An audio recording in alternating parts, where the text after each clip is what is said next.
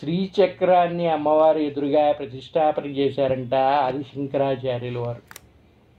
అంతటి ఉగ్రస్వరూపంలో ఉన్న అమ్మవారికి ఏమాత్రం కోపం వచ్చినా తట్టుకునే శక్తి మానవ మాతృలకి ఎవరికీ ఉండదనే ఉద్దేశంతో అమ్మవారిని శాంతిపరచాలి అనే ఉద్దేశంతో శ్రీశక్తి పీఠాన్ని స్థాపించారంట ఆది శంకరాచార్యులు.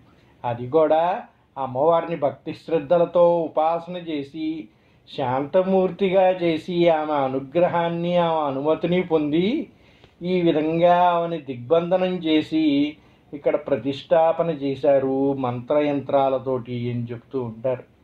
అదేంటండి ఆదిపరాశక్తి, ఆవిడ్ని దిగ్బంధనం చేయడం ఏంటి?